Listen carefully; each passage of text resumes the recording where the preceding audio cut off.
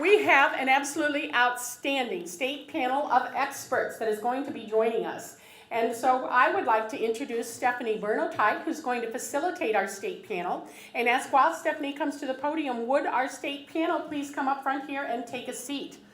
Stephanie is the Associate Director for Academic Affairs at the Illinois Board of Higher Education.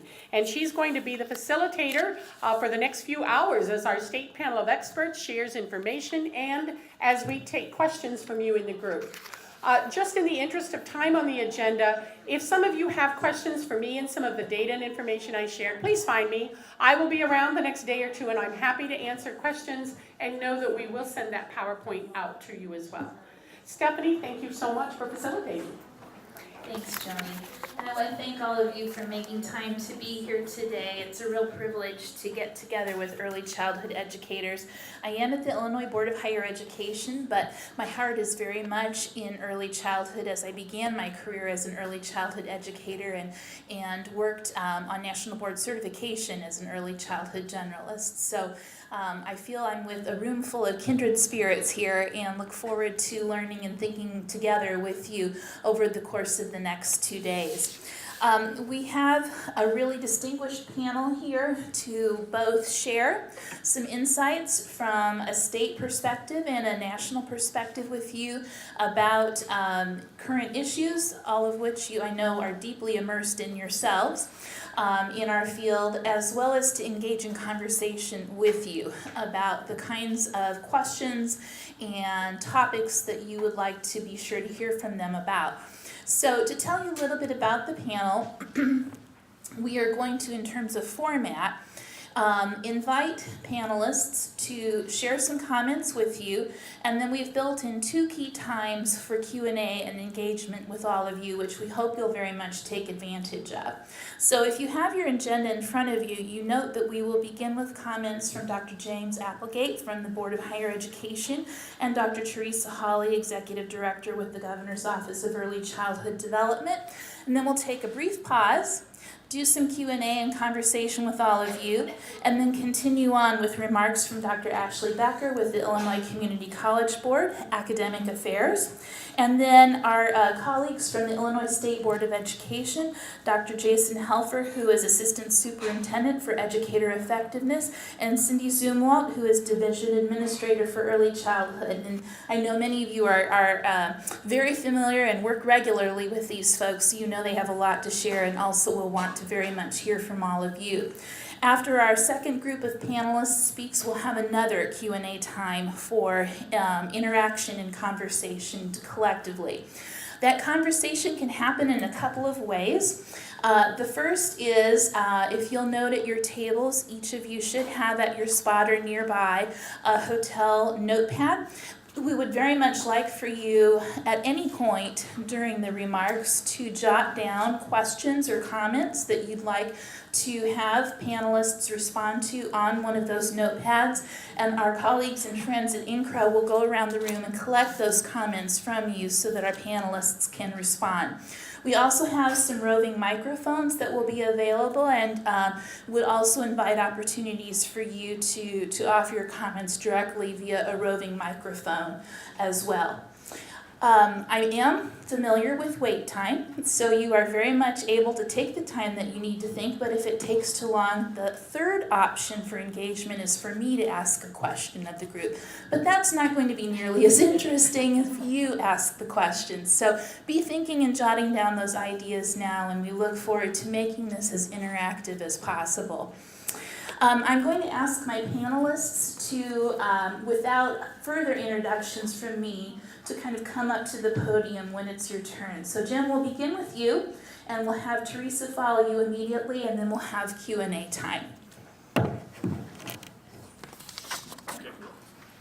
You want to? Thank you, Stephanie. It's really good to be here. I'm starting my timer because I don't want to be over time with you. I want to have more time for your questions. It's really good to be. Stephanie knows my wife of 42 years, retired recently from 38 years and work in early childhood education. So I have had many dinners where I've tried to talk about how tough my job was in higher ed, and then had her start talking about her job, and then it would always be, you win, can we eat now? So, I'm very appreciative of that. And when I was in Kentucky for a long time, and as many of you know, Kentucky has a lot of negative stereotypes, barefoot, marrying your cousins, those kinds of things. But one thing Kentucky did do in 1990 was to pass legislation that required universal preschool for low-income and developmentally delayed children. And so my wife was involved in that movement and a lot of that work over the time.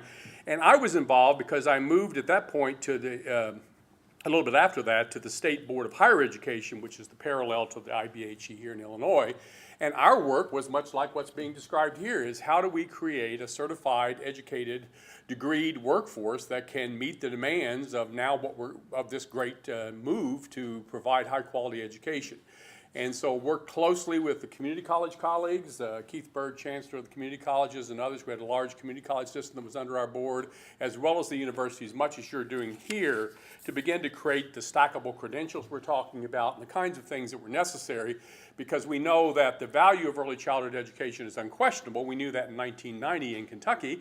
I just came from Indiana, where they decided 2 years ago that it still needed more study before they believed it had value. So Indiana's a little bit behind, but you've seen the news about Indiana recently, and they're a little bit behind in a lot of things.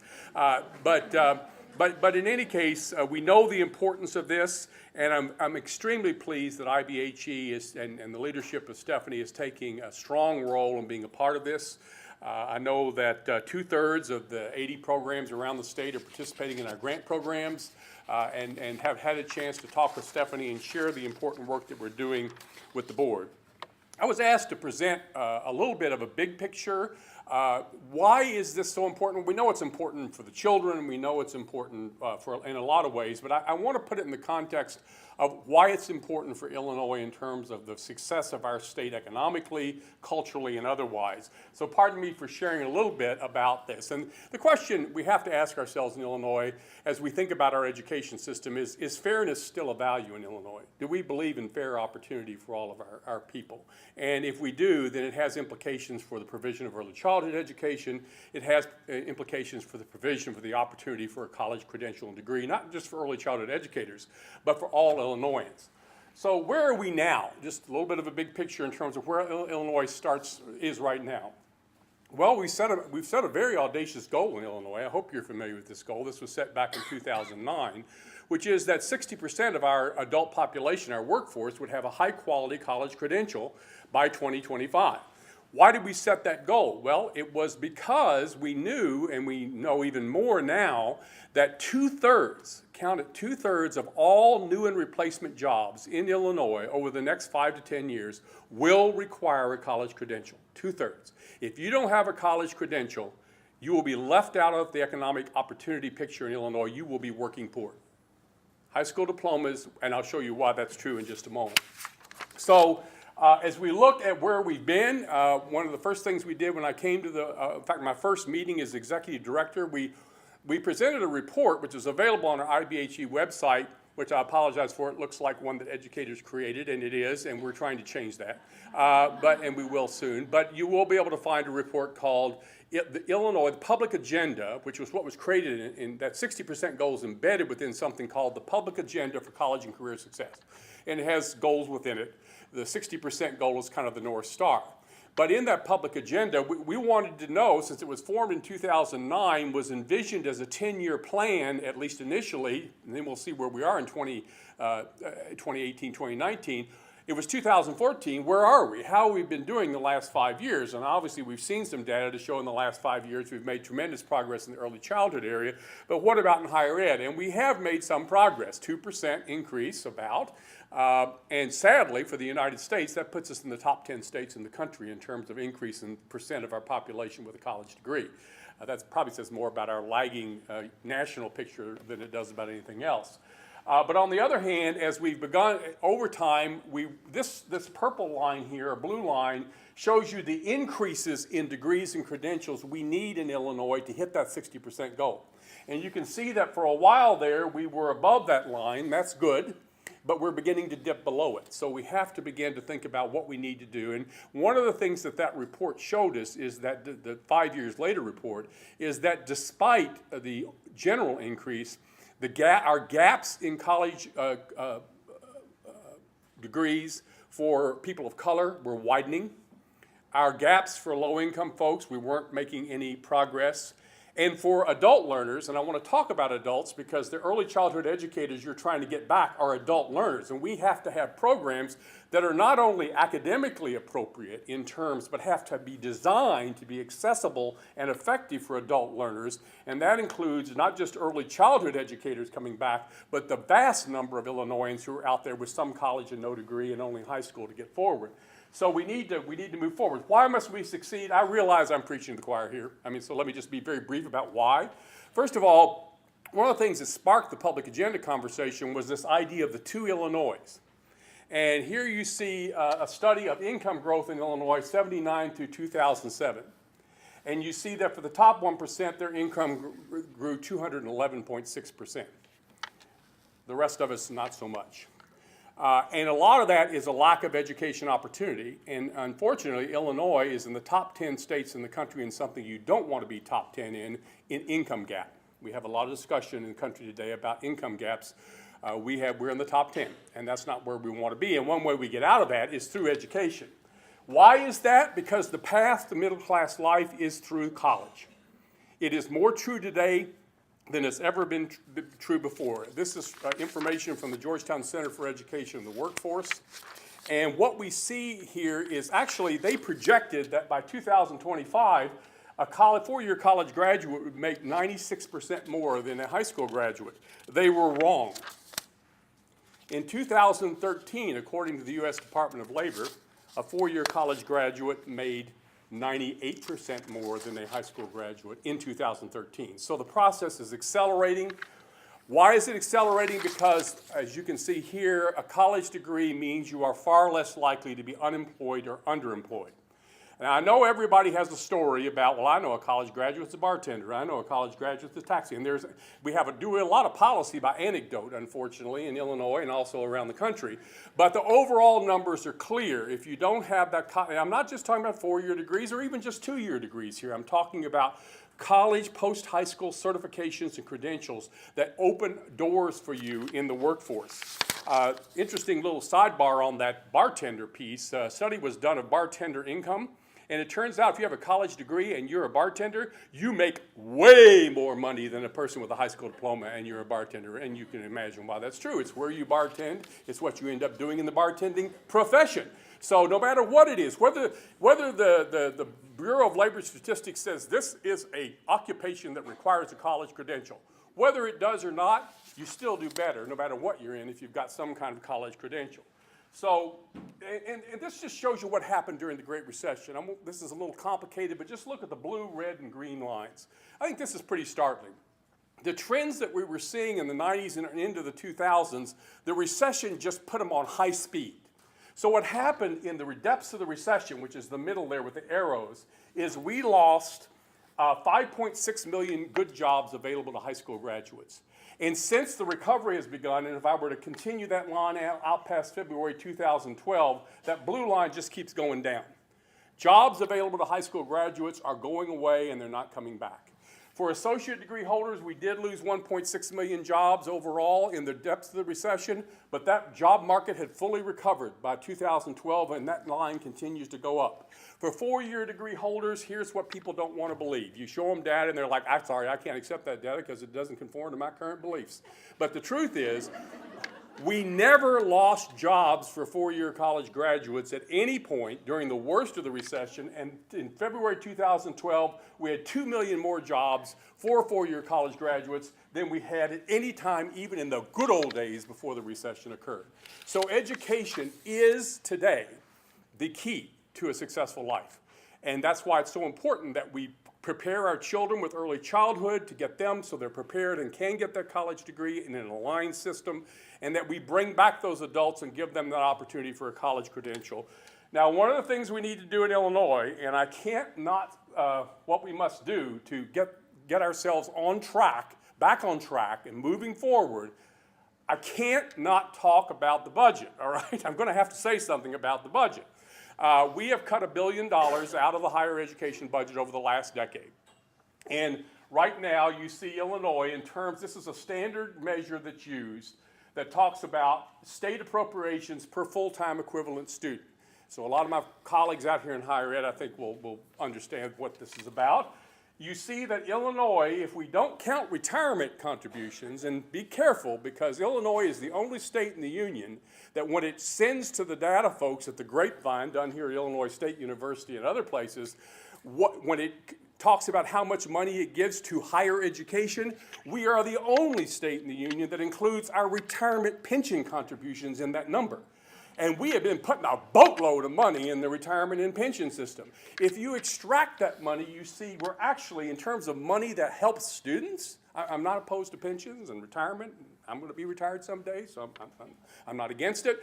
But we are in the bottom half solidly.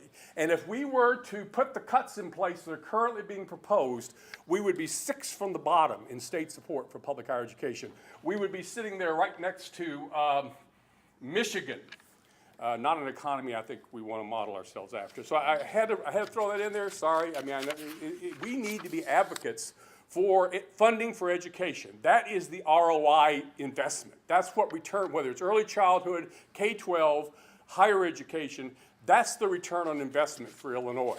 Show me the return on investment for 100 more prison beds. I'm not sure what it is.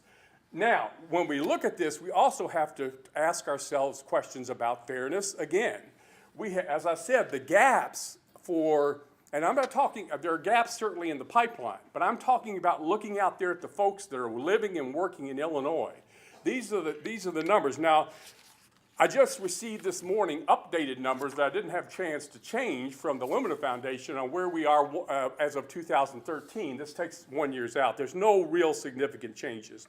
The gaps remain where they are, and we know that early childhood education will be a way that we can ensure. I know in Kentucky, when that was implemented in 1990, research was done, and I know it's being done here too, where we were able to show 10 years out the impact of that on success in K-12 all the way through 3rd, 4th, and 5th and 6th grades. Now, at some point, you know, you put somebody in a bad elementary school, the effects of early childhood wear off, but hopefully we're going to take care of that too. But we have a huge fairness issue here in terms of who's getting the opportunity to get a college degree. This is by income quartile. This is not Illinois data. I don't have that, but this is national data. And since our income gap is in the top 10 in the country, I would suspect we look a lot like this. And you see here that in the top income quartile, wealthy folk, we do a darn good job of getting them these are 4-year college degrees. So 4 out of 5 folks in the upper income quartile have a 4-year college degree. If you are born into the upper income quartile, you have to almost do something to not get a college degree. You have to tie a rock around your ankle on the college-going boat and drown yourself. I mean, on the other hand, you just go to the second quartile. Don't go, the lowest, of course, is 1 out of 10. But you go to the second quartile, which is solid middle class in income, and it drops to barely more than 1/3 with a 4-year college degree. So unless you believe that the color of a person's skin or the wealth of the family into which they are born somehow dictates their capacity to complete and succeed and benefit from a college education, folks, Houston, Springfield, Chicago, we have a problem. And we have to increase that opportunity. This is from a Harvard study, and my wife, I typed her Montessori certification papers and all the things, and so, but this is from a Harvard study. You know this work. The gaps that we're seeing without early childhood intervention, birth to school early intervention, that we see by the time a child gets to the traditional kindergarten even, the gaps that begin to develop are so big that it's hard to imagine how any school system, no matter how good, could completely overcome those. With these gaps, how do you get these folks to like on-grade reading at 3rd grade? How do you do that? And so we're losing talent early on. So what we have to do is to commit to remodel the system, and that's what you're all about here in terms of working with you, all the things that were talked about earlier in terms of stackable credentials, entitled institutions that are putting in those kinds of stairways, pathways to a college credential. But we have to remodel the P12 to college connection, and I use the word remodel intentionally. You know, there's a lot of, you've heard terms like disruptive innovation from Clay Christensen, and even saw a thing in The Economist about higher ed called creative destruction. I have found that when I go out and talk to faculty and folks in higher ed to say, would you like to partner with me on some creative destruction? People just don't leap up and partner, right? But it is really a remodeling process. There are things we do well in higher education. There are things, actually, honestly, there are. And so when you think about your home, you know, there are parts of your house when you look at it, you think that's pretty much okay. It's going all right. With a new rug and some climate insulated windows, that room's fine, right?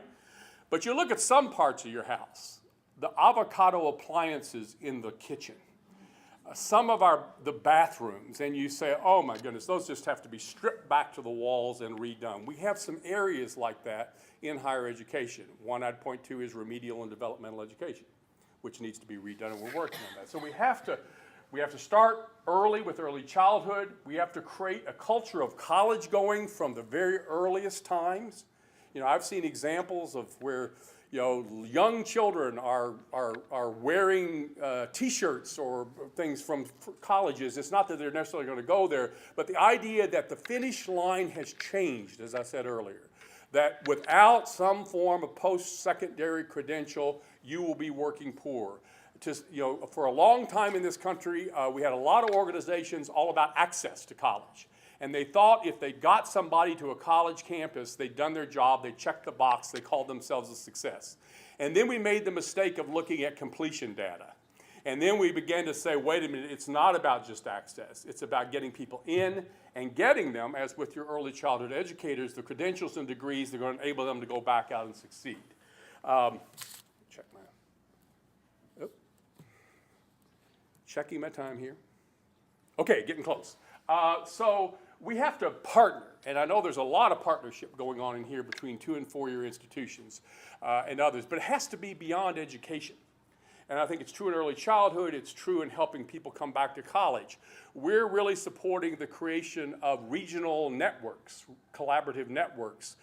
Some of them are called 60 by 2025 networks, where we're bringing nonprofits and educators and mayors of cities and employers together to look at their region. I was just up in the Grundy County area, and the Grundy County Community Foundation was bringing together all those sectors to look at that region and say, where are our jobs going to be going forward? And a lot of theirs are in healthcare and advanced manufacturing and education. But when you look in the counties in that area, the average percentage of people who have a college credential of any sort is 20%. So they're going to have to work hard to up the ante of the education levels of their workforce if they hope to succeed. And that's going to take all of them working together. Here, right here, we're sitting in McLean County, I think, which has like a 53% college rate. But I go one county to Livingston or another county over here, and I'm looking at numbers of 23% and 20%. So, and when the surrounding counties don't do well, that impacts this county. So we have to work together in partnership with one another across the education spectrum for seamlessness, but we also need the support and help of people outside the system, the nonprofits and others who can help us meet the needs of the students we're trying to work with and set our goals and priorities. We need to tear down the silos between our various support agencies. I just had a meeting yesterday with the leadership of DCEO, and they have all kinds of programs for dislocated workers, for adult learners, for dislocated youth, out-of-school youth, all the way up into their late 20s. They have a lot of resources they want to use to help get people back into college and get them degrees that count. We have TANF programs. We have WIOA now, not WIA, but WIOA programs. We have SNAP programs. I've studied these in a previous life when I was at the Lumina Foundation. These all have resources that can be used in an integrated fashion to help low-wealth people come back to college, to provide childcare, to provide all kinds of supports. Right now, though, they're so disparate and in different silos that it takes a college degree to figure out how to get all that resources that you're entitled to. So we need to create one-stop shops where people can come to community college and places and get access to all that they need. So, and you know, a lot of these folks that you're bringing back, you mentioned the some college and no degree, these are adult learners. And we need to create a system that is aligned and accessible with the needs of our adult population. Let me just tell you one factoid about Illinois, and it's true of many Midwestern, Northeast, in fact, most US states. If you took every baby born in Illinois between now and the 60% goal date of 2025, and you whisked them out of the delivery room, and you took them into a college-going nursery and then put them in early childhood, and you made sure that every baby projected to be born by the US Census between now and 2025 went to college and got a credential, we would not be at 60%. We don't have enough kids to do that. So do we need to improve the pipeline and do all that? Absolutely. But if we don't reach back out into that large lake of undereducated adults, the some college and no degrees, the high school only, those who need to go and get the GED to college, if we don't reach back out and create a system that meets their needs, we're not going to get where we need to be. And you've already seen some numbers on some college. These have, again, later data has not significantly modified. We still have about 1 out of every 5 Illinoisans with some college and no degree. So if you go out of this building, or go down to downtown, maybe not, but if you go to Chicago and you walk downtown and every time 5 people pass you, one of them has some college and no degree and needs to come back and finish up. And some of those can be early childhood educators. We need to get employers' skin in the game. I spoke to the U.S. Chamber of Commerce on the skills gap, and I said to those big-time employers, I said, if all you want to do is whine about the skills gap and not be a partner and help us solve it, then I'm not interested in talking to you. But if you want to put skin in the game and work with us to make it easier for your employees to get these degrees, we'll do that. We need to redesign our institutions so they are ready for adults. I'm not going to go through all this with you, but there is a wonderful assessment. Any of you familiar with an organization called CALE, the Council for Adult and Experiential Learning? They're headquartered in Chicago. They're the leading adult learner organization, in my estimation, in the country, if not in the world. And they have developed an assessment where institutions can look at really how adult learner focused are you. And if you're thinking about bringing these adults back for your early childhood educator programs, you ought to look at this ALFE. And we did this when I was in Kentucky. We used CALE and did that analysis at every community college and every 4-year institution. And we found, and it was really interesting because as our educators began to look at what they do and don't do, they began to recognize that in some areas they were doing things that were good for adult learners. But in other areas, they were doing things that they weren't intentional, but they just made it really hard for adult learners to come back and get credentials and degrees. I'll give you one very simple example. When we looked at this, many of our institutions, their student service offices, financial aid, advising, all of that, they opened at 8 or 8:30 and they closed at 4:30 and they closed for lunch. So if you're an adult, when do you get your help? And not only that, they didn't take appointments. You just had to come show and hang out. Now, you know, maybe for my son's in college right now. I mean, he may have some time where he can go sit around for 2 hours and wait for somebody to talk to him. But that doesn't work for a working adult. So without much money, and finding out that many of their workers in those offices wanted flex time anyway. There were parents who wanted to come in at 9:30 or 10 so they could take their kids to school and work till 7 or whatever. They revamped that. They started taking appointments. That's not a big deal. But to not do that is to put a big barrier in front of adults. And so we need to, and what that ALFE does, I'm being a shill here, I guess, for CALE, but what it does, if you take a look at that, it's available on their website, is it, from student services to how you deliver your courses to everything, it forces you to ask a lot of really hard questions about whether you can say we're for adults, but are you really designing a system that is amenable and easily accessible and supportive of adults coming back to college, which I think in terms of what we're trying to do here with our early childhood workforce is extremely important. So let me conclude this by just simply saying that you know, it's been my experience in working both here in Illinois I've only been here a year, but before that I was working all across the country with an outfit called the Lumina Foundation in higher ed improvement. And we live in an age, you can blame the media, it's always good to blame the media or somebody, but we live in an age where we love heroes and miracles, where we look for somebody to come along and miraculously make something happen. So people think Martin Luther King was the civil rights movement. And they don't recognize it was 20 and 25 years of diligent, hard work by tens of thousands of people.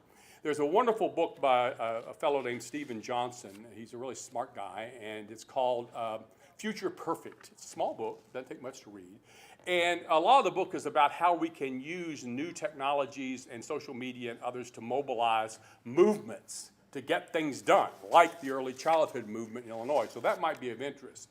But the thing I would point to in the book, he talks about this country as having one of its strengths being our commitment, our history of progressive reform. Progressive movements have populated the history of the United States. And the way progressives work are, they're optimists for one thing, they're not pessimists. They confront the brutal facts of data, and they don't mask where things aren't working. But they're optimists, and they're looking for, that's why they're called progressives, right? They're not called regressives.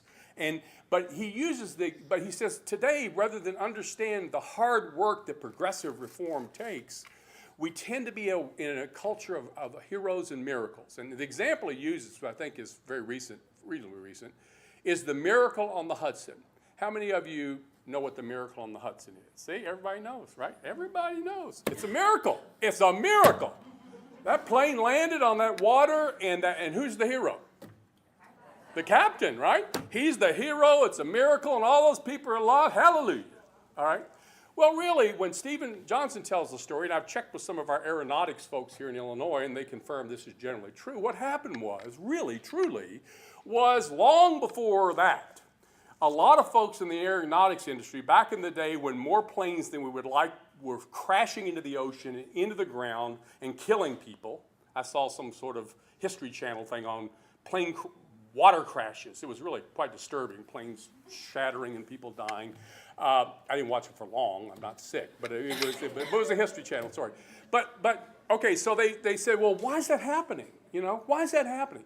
Well, and there's a lot of things that went into it, but thousands and thousands of engineers and aeronautical folk and everybody got together and they began to look at their data. And the data was literally brutal because people were dying, right? And they said, how do we stop this? Well, two things they focused on that Steven Johnson mentions. One was engine design on the planes. Engines tend to catch fire and shred and fall apart too easily. And of course, when an engine falls apart, the pieces tend to hit the plane and good things don't happen. And the other thing was the guidance system. It went out too easily. It didn't have enough redundancy built into it. So they worked and they worked and they worked to fix that, and they did. So when those birds hit that engine in that plane over the Hudson, what did the engine do? It stopped, but it didn't catch fire, and it didn't break apart, and it didn't damage the plane. And when Captain Sully, and he's still a hero, I'm not saying he's not a great guy, but when he was landing the plane, guess what? His guidance system was still operational.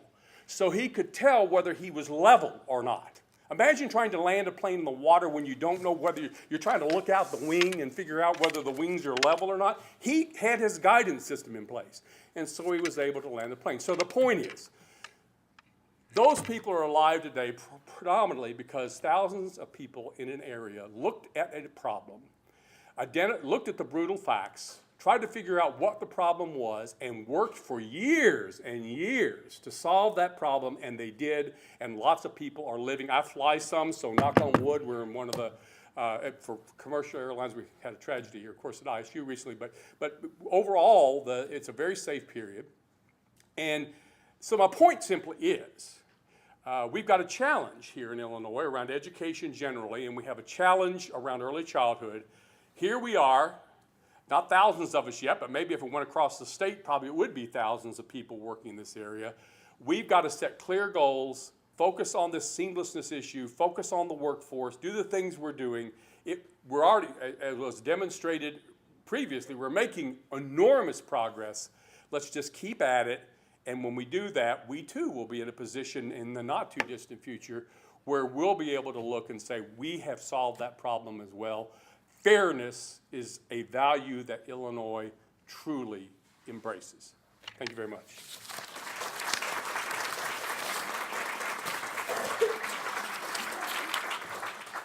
And if you need to get in touch with me after this, there I am. And oh, I do a blog, by the way, if anybody wants to read it. So. All right, good afternoon. So I knew I was in trouble when they told me I was going to have to follow Jim, because I'm not going to have that rousing kind of a speech for you today. And in fact, I'm going to talk to you pretty informally about some of the issues that face us as an early childhood field. And I will have a chance to talk with all of you again tomorrow, so I'm going to keep my remarks here today on the brief side. But as Jim was talking, one of the things that it reminded me of, and I've got to find this cartoon somewhere because I saw it at some conference that I went to, and I thought it was just so perfect. And it was a picture of people standing around in a circle, and they were saying, why is it that we have so few college graduates in our community? And it was perfect because it was taking, the colleges were pointing at the community colleges saying, you're not aligned with us and you're not producing the kids. And the community colleges were pointing to the high school saying, you're not producing the kids. And as you can imagine, they were pointing to the middle schools, who were pointing to the elementary schools, who were pointing to the early childhood folks and saying, well, there you go, that's what it is, they're in their early childhood. But what I really loved about this was because they were all in a circle, I could hear the next part of it, which was the early childhood folks were pointing right back at the colleges and saying, you ain't sending us the staff that are going to be able to work in our programs that we need them to do. And I think that that's about right. It is about the entire system here. It's about all of us working together towards this goal. So I want to talk about a couple of different studies that have been done recently and that are putting out reports and putting out data that I think are so important and inform what kind of work that we're doing in early childhood today. So the first of these is the National Study of Early Care and Education. This is a nationally representative study, a survey-based study, in which they contacted folks all across the country looking for people who were involved in early childhood education. So they actually did household surveys, calling people up randomly on the phone, saying, hey, do you work in the field of early childhood education? As well as doing surveys based through registry data and things like that of licensed providers and finding people who are working in communities. And this is so important for us because so much of the data that we have had about folks who are working in early childhood has been either anecdotally kind of based or based on what we know about people that we see, which are really the people who are in licensed settings or who are working in schools or who maybe are part of some of our subsidy systems and are being paid by all of that. So what did they find out in doing this national study? Well, they found out that there are about 1 million people in the United States who are working in formal early childhood education settings, meaning not a home-based setting. About 2/3 of those being teachers or lead teachers, and about 1/3 of those being assistants or aides. So about 1 million people. That's a huge workforce. What they also found was that that pales in comparison to the more informal workforce. So about another 1 million folks are working as providing care in early childhood education to kids birth to age 8 in homes and are being paid for that. So about 1 million paid people who are doing that, and about 2.7 million people who are providing care for other people's children who are unpaid, but providing that care on a regular basis, 5 hours a week or more. I just give you that as a little context and a background of just how large the workforce that we're talking about is. So as we think, though, really about those 1 million folks who are working in more formal center-based early childhood settings, only about 6% of them are working in schools for serving kids who are birth to 5. I think that that's really interesting because so much of our educational structure and what we created as early childhood education programs has been geared towards developing licensed teachers who are planning to go and work in school-based settings. But when you think about our early childhood workforce, 6% nationally. Now, we are going to be doing we were fortunate, as they did this nationally representative study, to be able to pay for an oversample in the state of Illinois, and we are currently in the process of getting that data analyzed for our Illinois sample, so that we will actually have a state representative sample that will give us this kind of information. I strongly suspect when we get that information for Illinois that that number will be a little bit higher because of the investments that we have made in school-based early childhood education in our state. But still, even if we have double that, it is a small minority of the people who are working in this field. Another 14% of that million folks are working in Head Start programs, or programs that have at least some of their program funded by Head Start. Another 20% nationally are working in programs where at least some part of the program, not necessarily the classroom that that person is working in, is funded by a public funding, preschool funding stream, preschool funding stream, but they're not in a school. And 60% are then in some other kind of community-based program that receives no Head Start funding and receives no Preschool for All funding. That's the national picture. Again, when we get those numbers for Illinois, I think we'll see a little bit more of a shift towards fewer people working in programs that don't have any of those other funding sources. But it does give you a good sense of when we're talking about who is the early childhood workforce. Yes, it includes that teacher in the school-based preschool program, but by and large, that is not the lion's share of this workforce. Who are they teaching? Well, about 60% of them are serving only 3 to 5-year-olds, and about 34% of them are serving only 0 to 3-year-olds, with about 10% of them serving both, which is very similar to the data that Joni was sharing about our Gateways Registry data, now that we're starting to collect information on all these folks who are working in licensed programs across our state. What we know is that there are really very significant differences in the workforce that are working with the 3 to 5-year-olds and those who are working with the 0 to 3-year-olds. So whereas almost half of the teachers or people who identified themselves as a teacher or a lead teacher in a classroom that's serving 3 to 5-year-olds have a bachelor's degree or higher, only 20% of those who are serving kids birth to age 3 have a bachelor's degree, those who are lead teachers or teachers in those classrooms. And I think that's a very interesting statistic, and it's something that reflects how people have been thinking about 3 to 5-year-old education versus 0 to 3 education. We haven't quite gotten the message out there about how complex the world of being an infant toddler teacher is and what kind of education it really requires.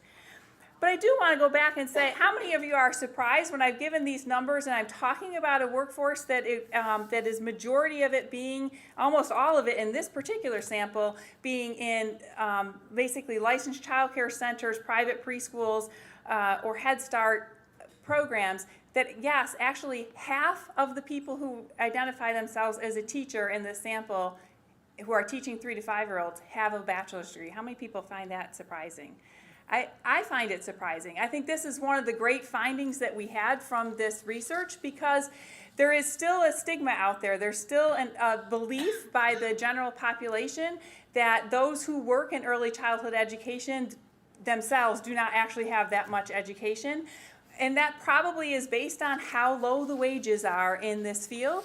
But the wages are not really matching up with what the education that people are bringing into this field.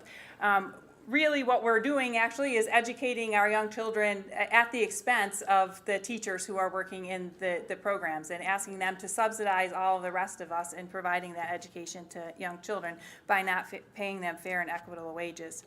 What we do know is that wages for teachers who have a bachelor's level degree, if they are in a school-based setting, their wages are about 25% higher in this national survey than those who also have a BA degree but are just teaching not in a school-sponsored setting. We know this. We live this every day. You live this with the graduates who are coming out of your program, and the difference in opportunity they have and the wages that they receive if they're working into a center-based non-school setting versus into a school setting. And so those kind of differences are important for us to understand, and things that we need to be working on as a field because one of the things that I am most interested in as the Office of Early Childhood Development is to break down this idea that there is something meaningfully different about a preschool classroom that is located in a school building versus a preschool classroom that is located in a child care center versus a preschool classroom that is located in a church nursery school or a Head Start program or wherever it is. You have a group of 3 to 5 year olds that you are teaching in a group setting. What you need to do and what you need to know to be able to do that really is not different just because of the funding stream that happens to pay for what you're doing.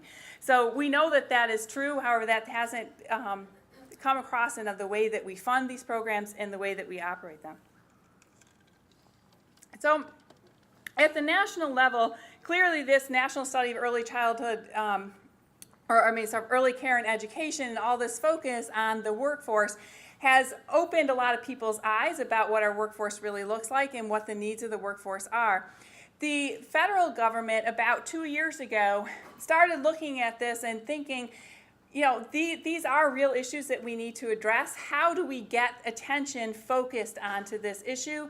Because they recognize that building the right workforce for the early childhood field was sort of the next frontier that we really had to take on in order to have the capacity to build the early childhood system that we need to serve all kids in this family.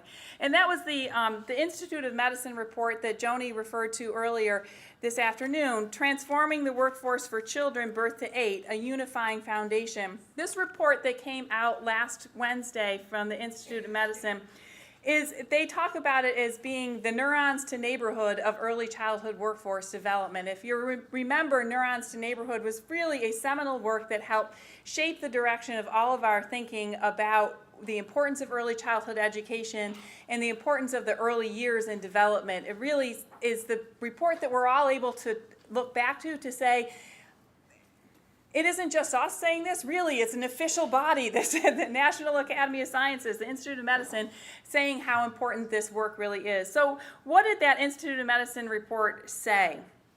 Well, it said what I just said about the different settings that kids may be in. The really high-level finding of this was that the skills that are needed for leading a classroom of children do not appreciably differ depending on the setting or the funding stream by which those children are served. And they said this very clearly for children birth to 8.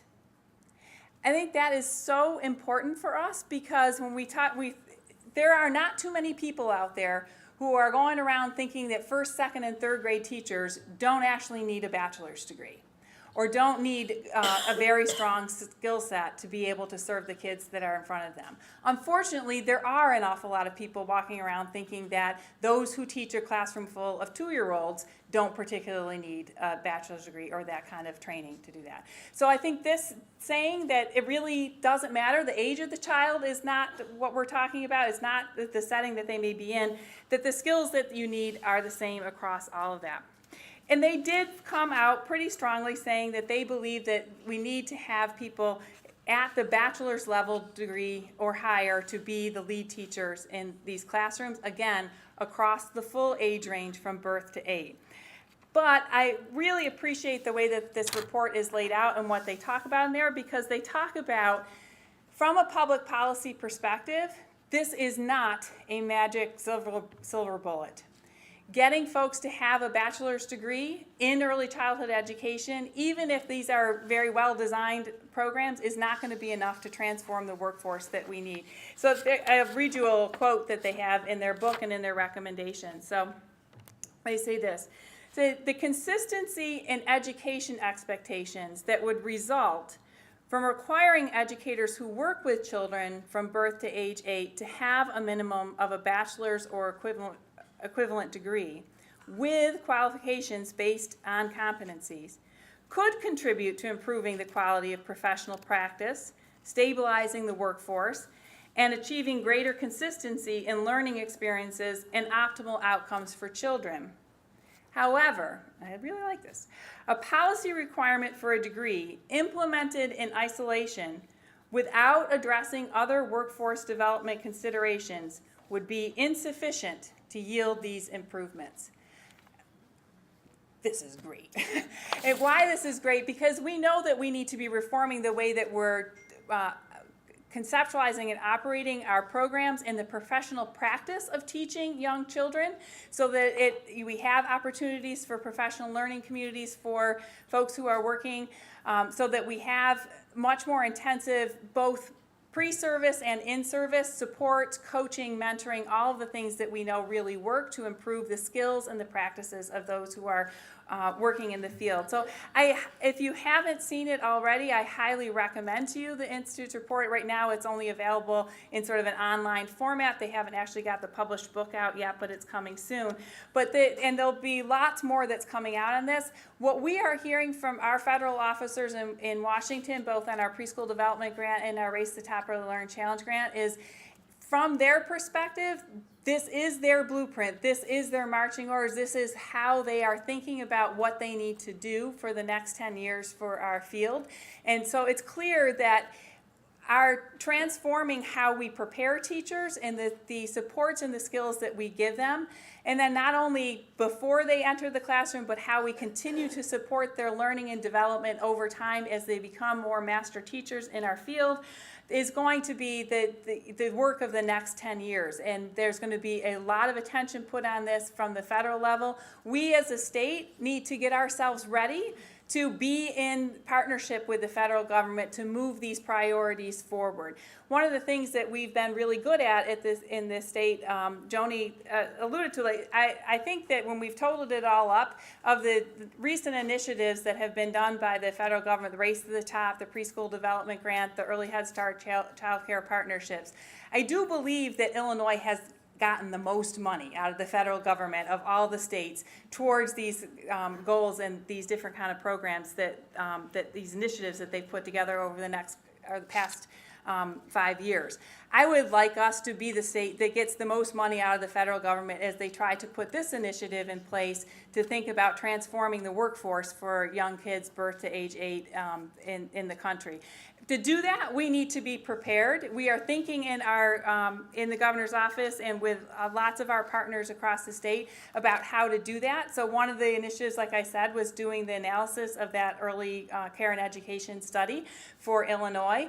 Another will be really taking a deep dive look at this Institute of Medicine report and thinking about what does it mean for Illinois. That's going to mean a lot more analysis of what are we doing with teacher preparation, how are we supporting that, and what is it that we need to be our blueprint for the next 5 to 10 years in the state for how we take on issues of workforce development and professional development for those who are in the field over time, so that we are having the workforce that we need to provide the high quality education that kids are going to need in order for them to be able to succeed, and so that when people are standing around in a circle and saying, oh, it's that guy's fault, we can clearly stand up and say, well, we are doing what we need to do to provide that opportunity for young kids to grow and develop to their greatest potential. So I look forward to hearing more over the course of this forum over a couple of days. I'm so excited about all the work that all of you are doing. One of the things that was most fun for me in going through quickly some of the recommendations from the Institute of Medicine was to be able to say, hey, we're already starting that in Illinois. Oh, yeah, we're already starting that in Illinois. We're already doing a lot of this work, and you are all part and parcel of that. And so I enjoy hearing all the successes that you guys have had with our higher ed grants, and look forward to much more of that. And I'll be excited to talk with you tomorrow a little bit about the other directions that we're going in nationally and in the state in early childhood. And look forward to your questions. Thank you.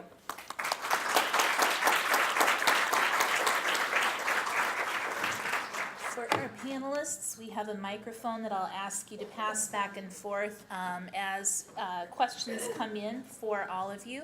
And I do emphasize the word all, though we've heard from only 2 of our panelists so far. We invite you to ask questions of anyone here at the front of the room. We do have anchor colleagues who are circulating and picking up Post-its, note cards, questions from you, and while they're doing that, let me just ask, is there anyone who would like to open with a question via mic? Okay, we have a question back there.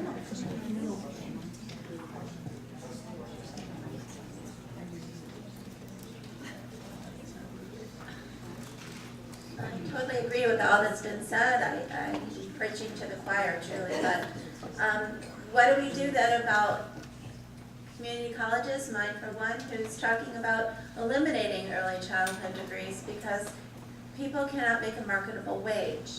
So they don't see it as a viable career, therefore why educate people to go out and make minimum wage? That's one of the issues. But then at the same time, they're telling us that I live in Lake County, which is a very unique place. We have extremely wealthy people and we have extreme poverty. And yesterday I was in a meeting with the president who said that 80% or 75% of our students at College of Lake County come from only 13 high schools in the county. And of those 13 high schools, those are high schools that are in extreme areas of poverty and extreme areas of diversity. And then 80% of those students are coming to us truly not being able to read or write. They're going into developmental reading and writing programs and math programs. So how do we get them to see that? I just wanted to stand up and say, duh, you know, these kids are growing up in poverty. We have to look way back at early childhood and supports for these children that are growing in poverty. And so we're getting them as college students that are relatively illiterate. And nobody can seem to have that light bulb go on in their head. But at the same time, now they're talking about the students that we're educating in early childhood are diverse students, and they are needed in the early childhood field. But yeah, it's circular. How can we get them educated high enough to be able to go back and make a difference in their communities? So, and it is being talked about eliminating departments, because again, about that it's not a marketable wage. So, is anyone else hearing that?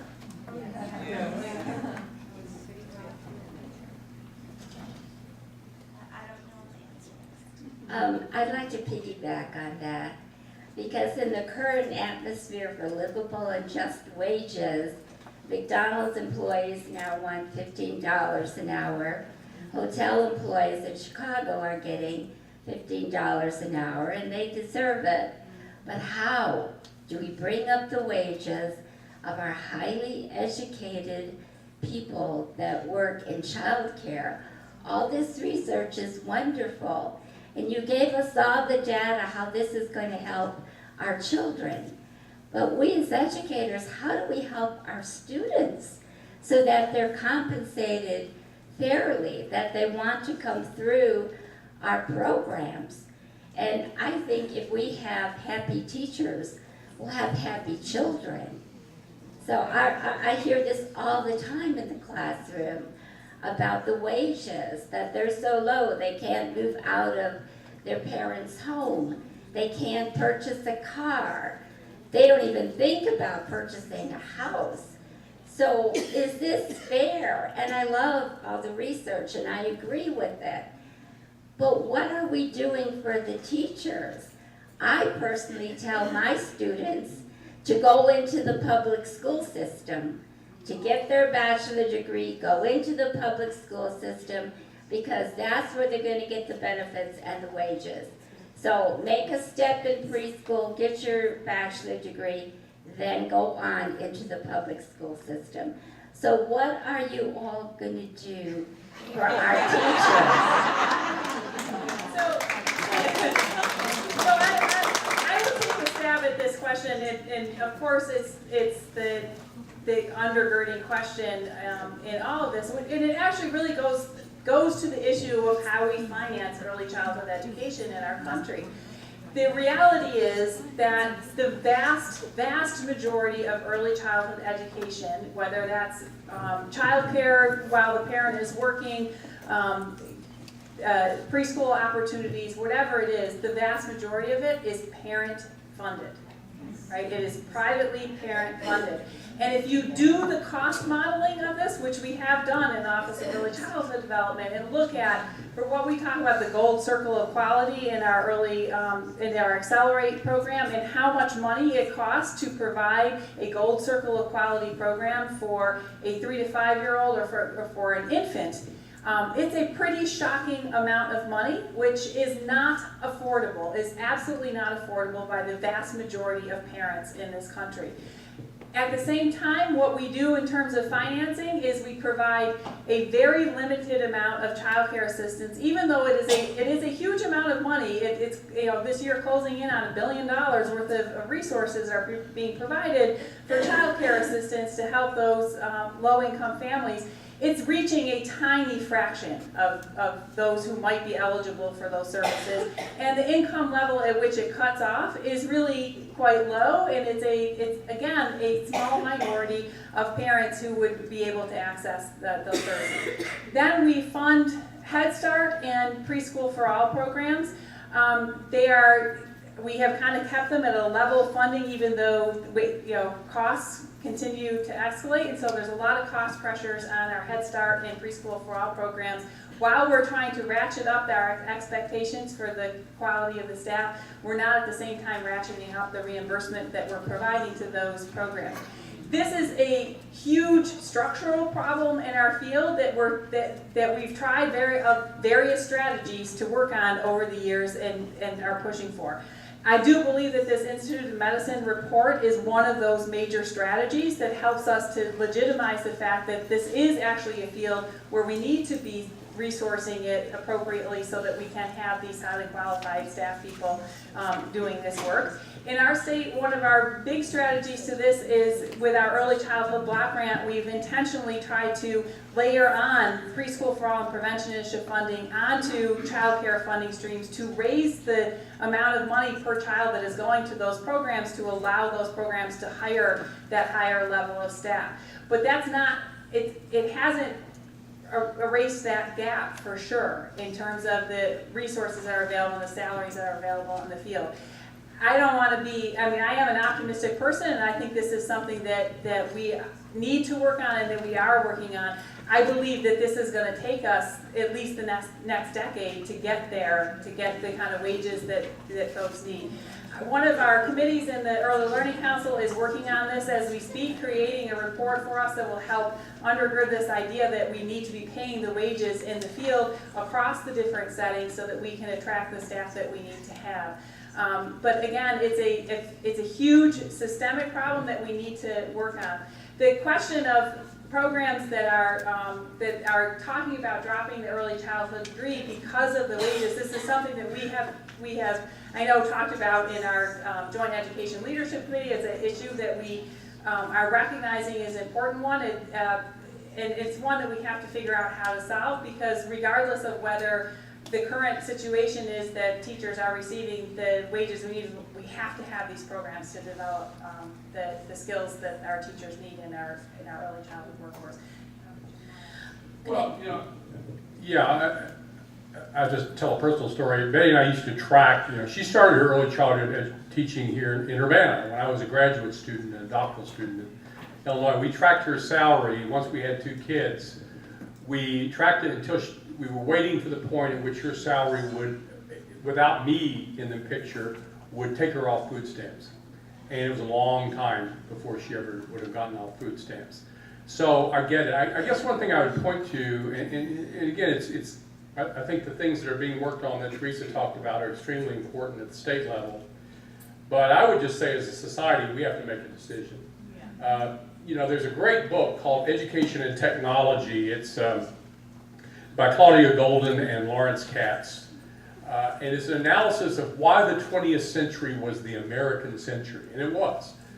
And a lot of people point to technology, but their economic analysis clearly shows that the reason the 20th century was the American century was because of education. So early in the 20th century, we made a decision in this country, which many countries did not, most did not, that high school was going to be free and required for everybody. And that was that decision undoubtedly produced an overeducated workforce temporarily, but it positioned us so when opportunities came, and then we had the GI Bill, which transformed at the college level American society. So we made those decisions. I think in the area of early childhood, we have the research. Neurons in Neighborhoods is sitting on my shelf in my office. We have the research. This is not like, despite what the Indiana legislature said, we know this is not unknown stuff. I think all of us, whether it's the people in this room and in a broader sense, have to start making some decisions about whether fairness, back to my title, whether fairness is a value we still believe in Illinois and in the United States. And until we make those larger societal decisions, I know this is not a solution to the question right now, but I think we all have to be advocates at every level to say that it's time this country reestablished its commitment to fairness.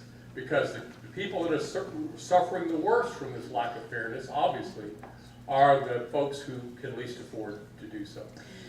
Jim, we have, if you could just stay with this notion of fairness and affordability, we're going to take a couple of questions that were written and acknowledged questions by Mike shortly, okay? You have a question about affordability and student loans? Yeah, how can we deal with a huge issue of college debt at the same time increase college education?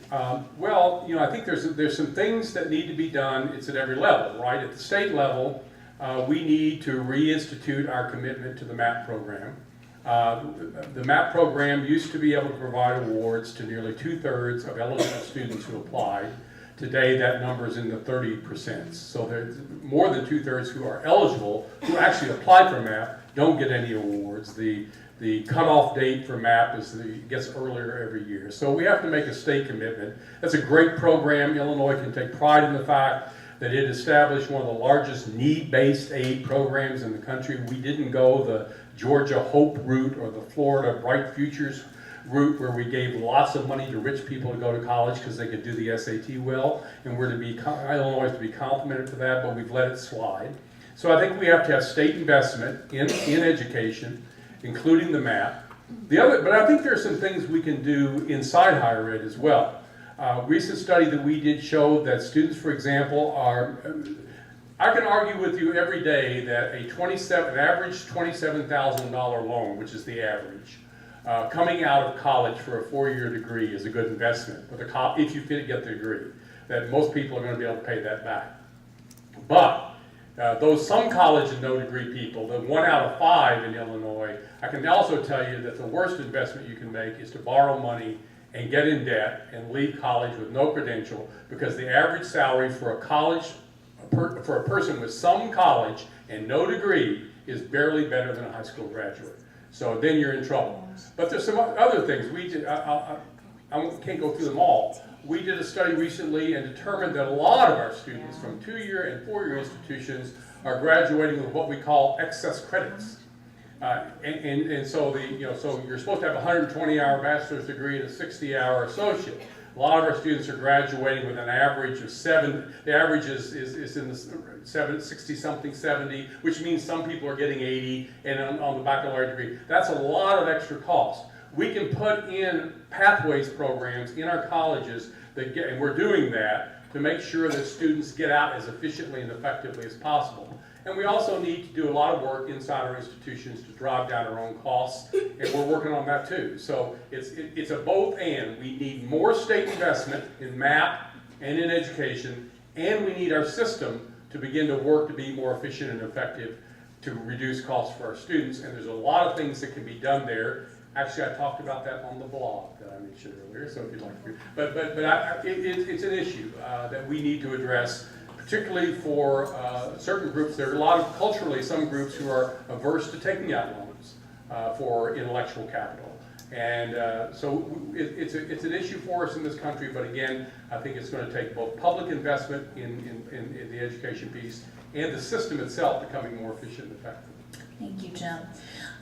We're looking at the clock a little bit. We are tracking your questions. So what we're going to do next is move to having Ashley Becker speak on behalf of ICCB. Some of you had questions for Jason, and I'll ask Jason to incorporate his responses to those questions about the recommendations of the ECAG group and EdTPA in his remarks. And once this next section finishes, we'll make sure Ann and Janine that we get the mic to you. All right? So I'm going to put the mic up here for you, Ashley. Hey, look, this is the first podium. I don't have to bring the mic all the way down because, I'm not tall here. All right, my name is Ashley Becker. I'm the Director for Academic Affairs at Illinois Community College Board. Today I'm going to discuss the Illinois Articulation Initiatives. How many people know what II is? I know there's quite a bit of people in here that do because they're on our early childhood education panel.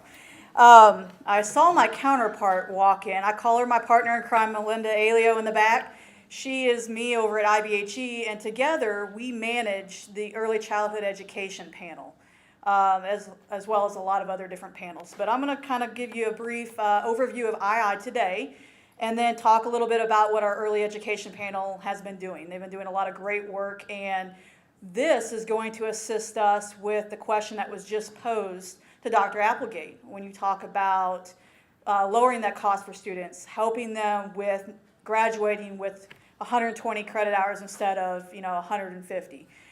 So this is a part of the initiative here, so we're going to discuss that today. All right, so this is just a little bit of history about II.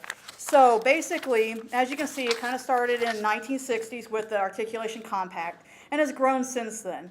Today, the purpose basically is to facilitate the transfer and of bachelor degree completions within the state of Illinois with our students. So our panels are set up to basically ensure that, if students are taking certain courses, that there will be that transfer piece between the 2-year and 4-year. So type of transfer students. We have 4 types that we like to classify. You have the student who knows what degree program they want to go into. They know what school they want to attend. Then you have the students who maybe know what they want to do, what institution they want to go to, but they're unsure about the major.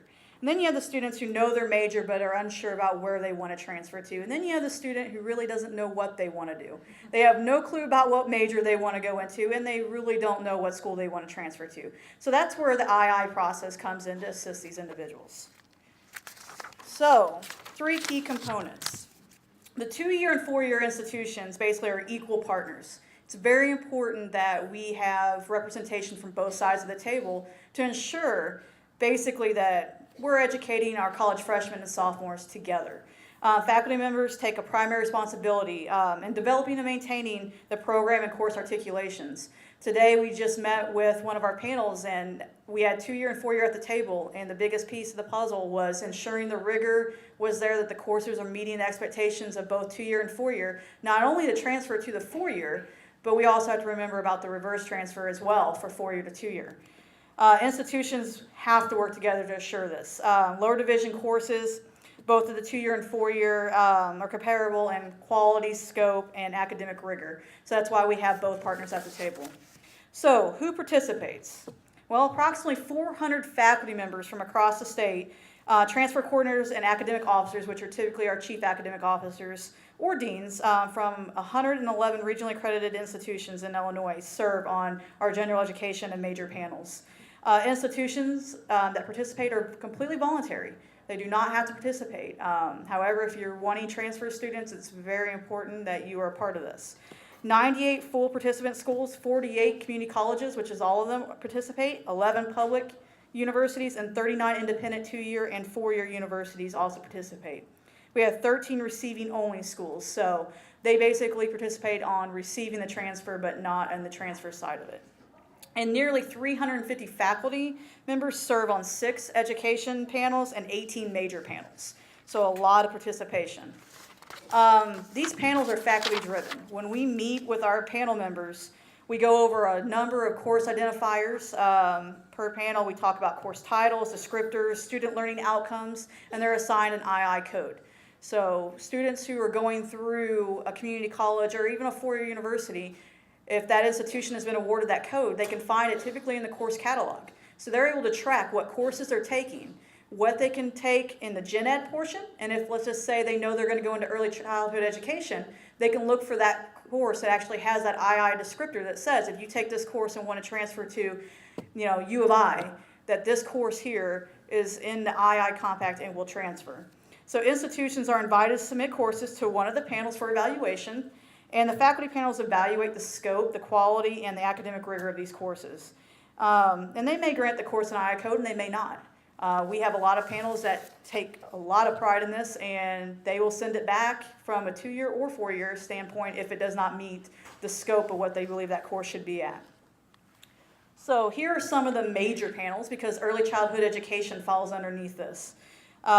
This is just a breakdown of some of the majors, and we're going to kind of go into what that means. So the baccalaureate majors, faculty-driven major panels recommend 1 to 4 courses typically at the sophomore level. That would be pretty much able to be used for prospective transfer students who decide on the major but not necessarily the institution they want to attend.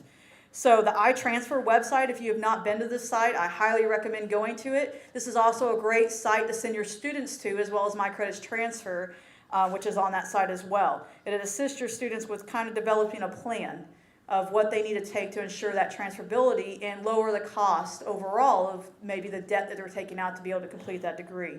Once a transfer school has basically made a decision, students are strongly encouraged to meet with those admissions advisors. So if a student comes in and they know where they want to transfer, it has a disclaimer on the site that they need to go and talk to that admissions department at that school to ensure that they are taking the right courses. This is really in place for those who may not know exactly where they're going. The recommendations of these major panels were formalized through the major directive, as well as a 3-tier process from the fall of 2010 and the spring of 2012. Basically, the next steps are inviting private universities to agree on the recommendations of each major, and then working with the panels and universities where agreements have not been made. So we continue to work with that to try to make the transferability as most as we can for Illinois students. Ongoing course review. This is what the panels really focus on. This provides quality control because once a course is approved, we don't want to forget about that course because let's face it, technology happens, courses evolve. So a course that we might have approved 10 years ago, we want to review every 5 years to ensure that course is still on track to meet that academic rigor. So they look at that again every 5 years and they want to check for innovation in the field. You know, are the courses becoming evolved with what's going on in today's world? Are they reflecting what's going on in early childhood education in the field, and are they reflecting what employers want, what the faculty feel needs to be taught for today's student? So that's one thing that they do with the ongoing course review. Early childhood education. Basically, the major panel reconvened in the summer of 2014. The panel began reviewing courses this spring, which was a huge, huge step for the panel. We have a great group of individuals from 2-year and 4-year. It's out of all the panels I'm a part of, it's the largest one in terms of participation, which is awesome because on some of the panels, not everybody's able to show up, but this panel has been there all the time. Everybody's there with a smile on their face. So the panel began reviewing courses this spring. We were successful. I was kind of worried that we weren't going to get to approve any because, you know, it's the first time out the gate, but they were able to approve quite a few courses from a lot of different institutions, which is a step in the right direction. The panel is also in the process of developing their second descriptor, and basically their second recommended course, which will be used for transfer towards a major at a receiving institution. So we are currently in the process of working on that and hope to have something potentially in the fall, if not, again, next spring, being able to look into that. So we are working really hard together as 2-year and 4 years to try to help with allowing those students to be able to take courses at the 2-year if they want and then transfer those to the 4-year. So the ECE 912 is the Child Growth and Development course that we are approving. And so far, 3 colleges have been approved for this course starting in the fall. We have a few that are conditionally approved. They have to make some changes. But it's awesome to already have 3 courses already out there for students and are able to transfer. And you can see those courses by going onto the iTransfer site. And if you go under faculty and go look at the different descriptors, you can click on there and it actually tell you the schools that have been approved for that. So the future initiatives for the early childhood education. Currently the panel is working, like I said, on that second descriptor. That's very important to the panel to make sure that we are ensuring transfer for our students. The panel hopes to have the second descriptor by the fall submission. The panel is also working on what they call course approval criteria. So if you are a faculty member out there and you want to submit one of your courses, you know, definitely look probably before you submit for the fall. Here in a couple months, we should have something up there, if not sooner, that's going to tell you what that panel's looking for in terms of rigor, student outcomes, learning objectives, things like that. So we are currently in the process of working on that right now, and that'll be available to all faculty to go in and look at if you choose to submit a course to this panel. The panel is also working on an outside group, basically with aligning the Gateway credential to the institution's programs. For the 2-year side, we got together in December and kind of talked about some of the credentialing and things like that. And the great thing that's came out of that, and I can kind of talk from it because we've seen them come through. A lot of our 2-year community colleges have gone back, looked at their curriculum, and have done a great job of submitting either new certificates or altering their programs so that they can bring in some of those credentials to make it stackable. So we are doing a lot on the 2-year side, and I know the 4-year sides are working just as hard, but I don't get to see those unfortunately. But the 2 years are doing a lot of great work behind the scenes on trying to create that stackability, trying to ensure that if a student gets the certificate, they're also getting the credential. So we are doing a lot of great work on that end as well. In the ECE credentialing work group, they've been meeting a lot, and I'm sure that'll be talked about again, but this group of individuals have done phenomenal work, and a lot of the things that I've heard so far, this group has brought to the forefront, and they are fighting for every single person in this room, so they are doing a great job. Matter of fact, my ECE panel, the ones that are here, can you go ahead and stand up?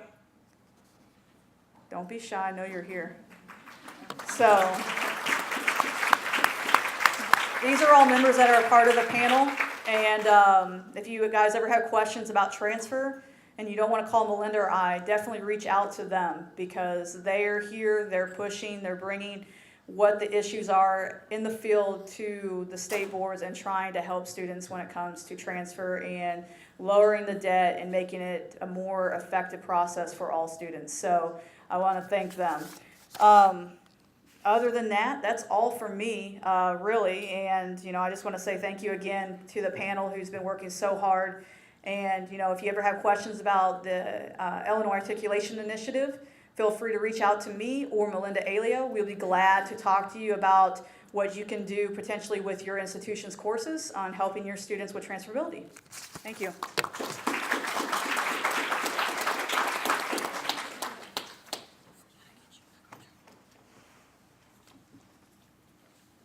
Good afternoon.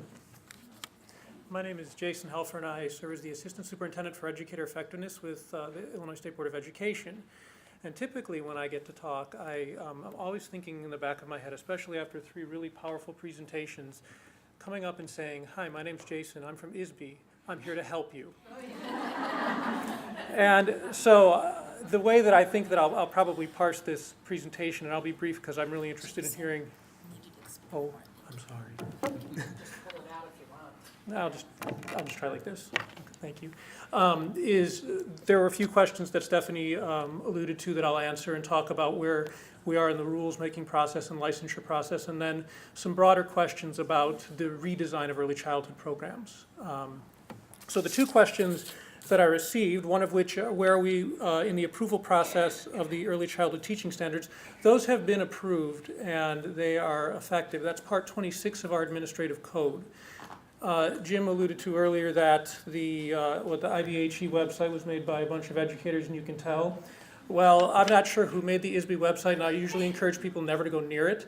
But should you choose to do so, on the left-hand side, there's a link that says about a third of the way down that says rules. And if you click on that, there are rules currently in effect and rules that are proposed. The Part 26 rules that will include the early childhood standards are in the rules currently in effect. At the same time, and there were some questions about this when the Part 26 rules were out for public comment, it had to do with the Gateways credential. And Part 26 is not where the Gateway's credential information goes because it's a licensure issue, so that goes in Part 25, and I'm already getting a little bit in the weeds here.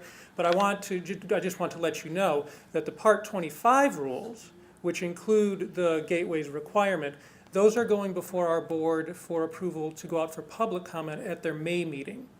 And assuming that they approve that, they probably will be out sometime in early June. And then there's a 45-day period when you can comment on those, and I encourage you to do so. And then probably in August or September, those will go back before our board for final approval, and then I have to go through JCAR and so forth. The other question was about the EdTPA and the APT. So of course, I'm sure many of you in Illinois realize we have a TAP, an EdTPA, and an APT. I don't know who, yeah, whoever was thinking, yeah. Well, no, I'm just speaking of the arrangement of the T and the A and the P, all right? Because the number of times that I've misspoken on this are too many to count. At any rate, the EdTPA will become consequential on September 1st of 2015. We are developing, and this also will be in the Part 25 rulemaking that goes before the board in May, a rule that will say, and it's still being drafted, so don't quote me on this, but basically, somebody that has student taught prior to August 30th of 2015 will be required to do the APT. Someone who completes student teaching after September 1st, 2015 will be required to complete the TPA, okay? It's really hard to keep those things straight, I just want you to know. So, again, listening to the comments from my colleagues who preceded me and thinking about the work that I did when I was a public school teacher in Evanston and in Dallas, and I will share just a very brief story. My most favorite principal, her name was Linda Tidmore. She retired a number of years ago. She was my principal in Texas. And so she observed me, and I loved working with kindergartners. Loved it. I mean, I just thought it was the most fun. And she came up to me after she observed me, and she goes, "Jason, yep, you know, you want some good feedback, right? Your principal just observed you. You really love those kids, don't you?" I said, "Yeah, they're so much fun. I mean, you just watch them learn. They do the coolest stuff." You are not effective. Now, she's a wonderful woman, and she was being very honest. She goes, "I can tell. You want to watch how they learn. You want to, ask them all these questions. But you do have stuff in your curriculum you have to teach them." And I thought, yeah, but they're so much fun. And so that's suffice to say that now, while I certainly don't consider myself an expert at all in the work that goes on in early childhood education, I have, in my work when I was in Texas and certainly when I was in higher ed in Illinois, been committed to the notion, and to me this is just a common sense notion, that, and I've heard this argument at every level, but I feel it deeply in my heart, that the work that goes on in early childhood is so fundamental. And this is coming from an outsider. As I said, I'm no expert here. Because, sure, we teach children how to read and how to add and subtract and do some really wonderful things. But the thing that I found, at least when I observed early childhood programs both in Texas and in some places in Illinois, is the really important work in my impression, my very limited impression, is what you give those kids. Is you give them some confidence. You give them the opportunity to say, "Hey, I can stand up and do some pretty cool things." And without that at the early childhood stage, I don't think schooling is set up to make that so easy to acquire as children age. And so I want to compliment you on the work that you do, because it really is so very fundamentally important. And knowing that there are so many young children who go through our school systems and do end up going to college and doing other marvelous, wonderful things, I think it's really, you should be applauded for your work, and thank you very much for doing that. So along those lines, because I'm not much of a motivational speaker, I just wanted to share how I felt, thinking about educator preparation program redesign. ISB, well, we can be somewhat restrictive occasionally. And one of the things we're trying to do when we're looking at not only the program redesign within our early childhood programs, which will be coming forth when we get our little application form done, when all of the standards are and other portions of the rules are finally approved, what we're looking for is a standards-based program. And I will tell you, as somebody who spent over a decade in teacher education, what that looks like now, or what it could look like now, is very different than it looked when I started back in higher ed in the early 2000s. Then the notion was, and I still think this is a predominant notion, I'm not saying it's the right notion, but it was certainly the predominant notion, coursework, credit hours, some field work. You do those things, and I'm not talking about the additional licensure requirements of testing or anything like that, but if you do those things, you're probably going to get the license and the degree. And that's okay. But what we're starting to see now, both in Illinois and a little bit more nationally, is people, faculty members, thinking very differently how they conceptualize their programs. They're no longer necessarily tied to, although credit hours are still a part of this, they're not tied to credit hours, and they're certainly not tied necessarily to seat time. Some organizations and institutions have started to think about teacher preparation in terms of competencies. What are these competencies? How are there opportunities for, and I think this gets a little bit at Jim's point about students taking over the credits that they need and sticking around and potentially incurring additional debt. But if somebody can demonstrate a competency, why would they need to sit through a class in it? So that's one manifestation of this. Another one has to do with just a set of modules. So they take whatever the teacher preparation time is, typically 2, sometimes a little longer than 2 years, and they break it up and they say to the registrar, pardon my French, to hell with you and your course codes and your credit hours. This is how we're thinking about our program. And we have a couple of institutions that are in Illinois, Loyola and National Louis, that have done some really, really powerful work on this. And I want to encourage you to think in that direction.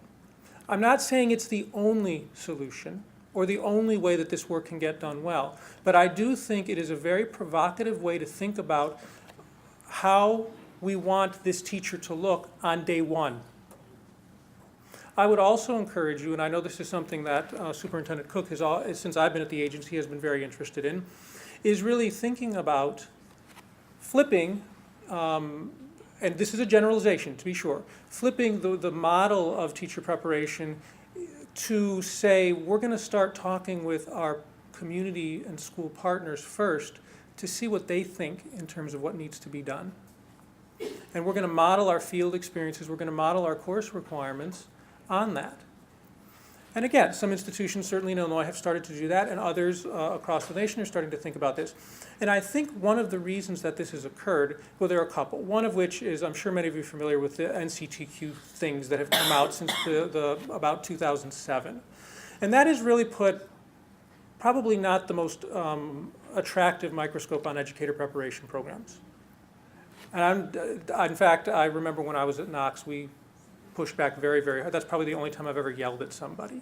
But I was screaming on the phone. Actually, I had my colleagues walk in my office saying, "Are you okay?" Just because it was not just the way they were going about this.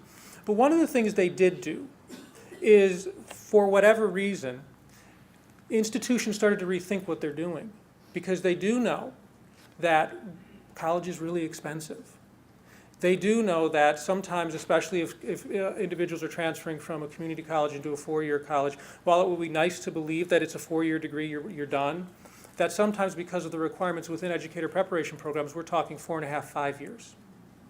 And so they started to think about how can we lessen the burden on our students in such a way so we can basically get them out in 4 years and get them working. And so, again, this idea of modules or competencies and really rethinking field experiences is certainly one thing that I would encourage you to do. And all this is to say that ISBE, again, is very good at giving you the requirements, and I'm sure we'll do it for you, right? But when you're making these proposals, don't be afraid to do something very different. To do something that could potentially, frankly, lessen the time that somebody is in school, while assuring that they have the knowledge, skills, and understanding to be a successful teacher on day one. And that's a real challenge. And my final comment will have to do with something about the recruitment of people into the profession. And this might seem like it's disjointed from what I've said previously, but having worked with thousands of young teacher wannabes, right, teacher candidates over the last decade or so, one of the things I saw in so many of them is they had a really deep sense of calling. This is who they saw themselves to be.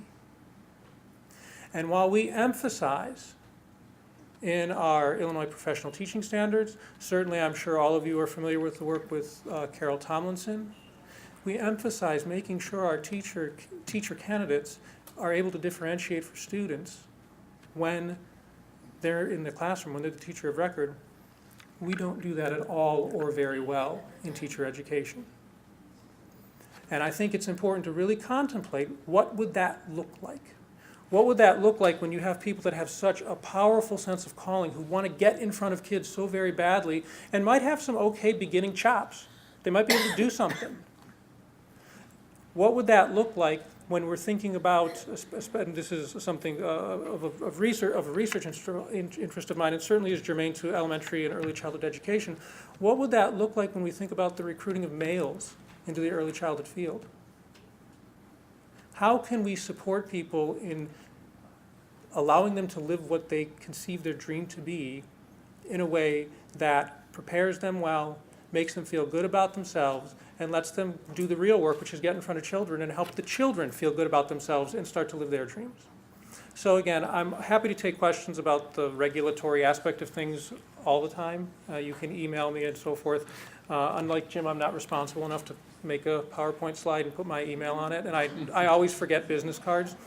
But I'm happy to hear from you, and I'll be happy to answer your questions as you begin the redesign work. Thank you very much.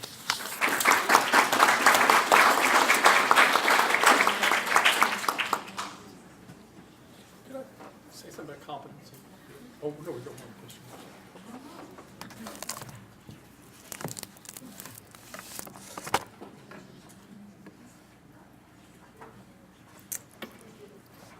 Hi, I'm Cindy Zumal with the Early Childhood Division, and I guess I must also say that I'm from ISBE and I'm here to help, but I think it is good to be following Jason, because what I thought would be helpful for all of you as you're thinking about teacher preparation is, what are we seeing in the field right now? What areas are there challenges? And based on the children and families that we're working with, what other skills might the teachers need? The work of the Early Childhood Division, I think of us as focusing on 3 themes: high-quality early childhood education, serving those children who are most at risk, and building a birth to 3rd grade continuum. And I want to frame my comments around each of those areas. In ensuring high-quality preschool programs, I also want to give the caveat that what I am talking about in terms of the feedback right now is our Preschool for All programs that are funded through the Early Childhood Block Grant. I don't need to repeat all the research to all of you in terms of the importance of early childhood education and the effects it has on our children.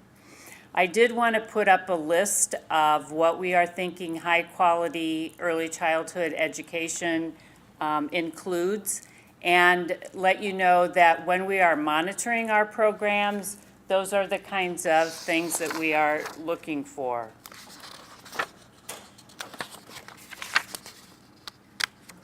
The Preschool for All monitoring, we do site visits on a 3-year cycle. We use an ISBE Preschool for All compliance checklist and the environmental ratings, Early Childhood Environmental Rating Scale, the revised version, ECHRS.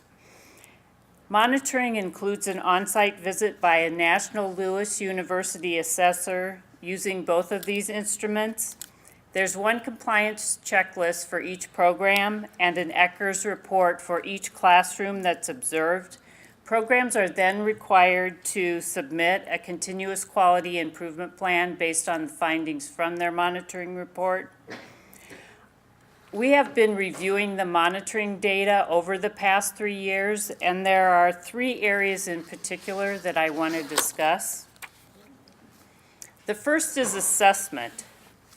So item 12 of the Preschool for All compliance checklist states that the program utilizes an appropriate assessment that aligns with the curriculum and documents the children's progress over time with measurable outcomes.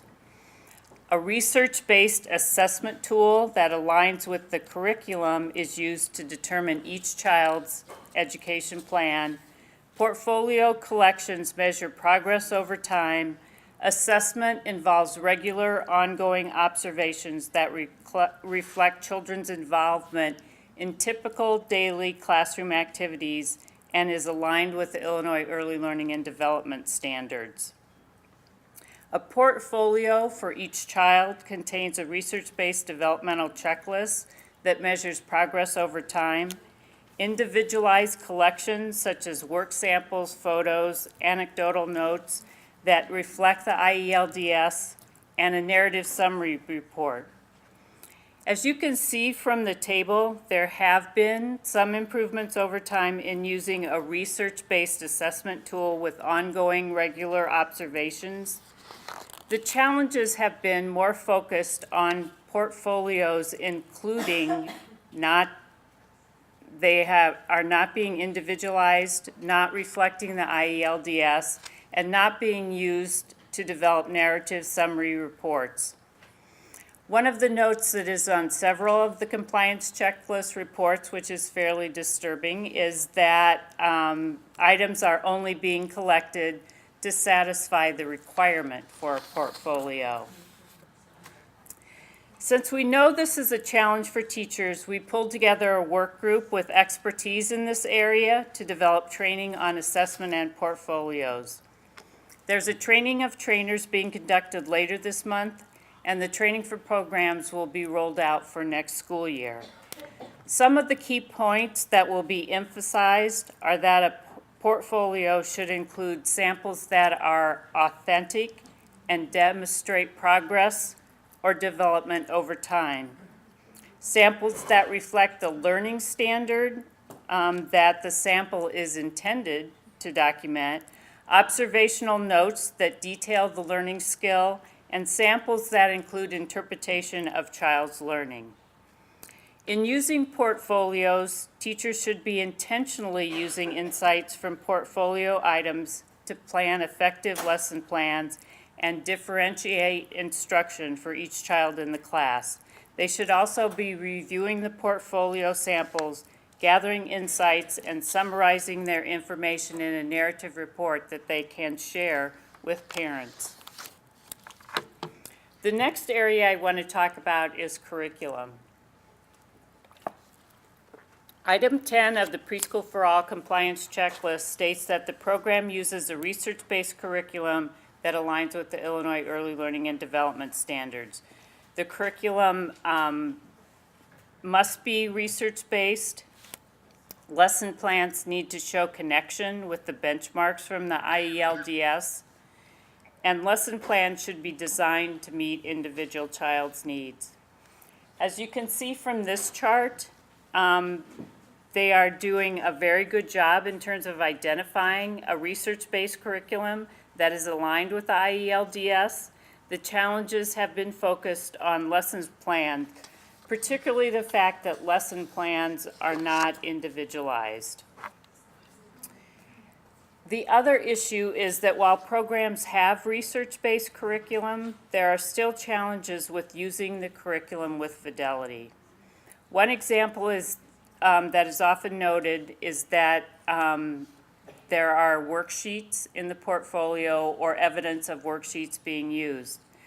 Another is the use of supplemental curriculums without seeming to have an understanding of the use of the comprehensive curriculum. And this all ties back to the portfolio and individualizing lesson plans also. The assessment and curriculum going hand in hand. The third area that I want to talk about comes from ECHRS, and it is the language and reasoning subscale from ECHRS. I'm sure most of you know that ECHRS is on a scale from 1 to 7, and programs are doing actually very well in encouraging children to communicate. They're at 6.92 out of a 7 scale, but are struggling with using language to develop children's reasoning skills. When you look at this chart, for books and pictures, 34% of the programs are at a 7. For encouraging children to communicate, 95% are at a 7. For using language to develop reasoning skills, 3% are at a 7. And for informal use of language, 12% are at a 7. Using language to develop reasoning skills includes talking to children about why things happen, introducing and reinforcing concepts such as sequencing, outside time comes after snack.